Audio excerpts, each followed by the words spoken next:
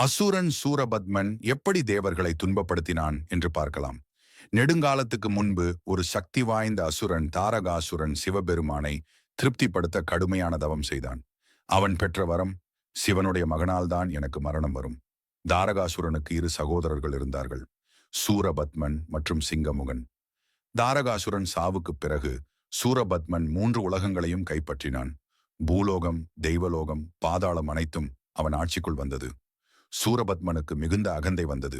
அவன் தேவர்களின் யாகங்களை நிறுத்தி அவர்களை அடிமைகளாக வைத்தான். இந்திரனிடமிருந்து சுவர்க்கத்தை பறித்து தேவர்கள் தங்கிடமே இல்லாமல் துன்பப்பட்டார்கள். அனைத்து தேவர்களும் ஒன்றாகச் சேர்ந்து சிவபெருமானிடம் சென்று, அருளாளா, எங்களை பாதுகாப்பீர், சூரனின் கொடுமை தாங்க முடியவில்லை என்று புலம்பினர். அவர்களின் வேதனையை கேட்ட சிவபெருமான் கருணை கொண்டு கண்களை மூடியார். அவரது திருத்திருக்கண் 3வது கண் திறந்ததும் அதிலிருந்து 6 சிறு கண்கள் பறந்து வெளிவந்தது.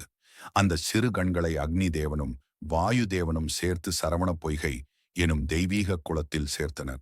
அந்த 6 சிறு கண்களே பின்னர் 6 தெய்வ குழந்தைகளாக மாறின. அதுவே பின்னர் பிறக்கவிருக்கும் முருகப்பெருமானின் ஆரம்பம். நாளை வரும் 2ஆம்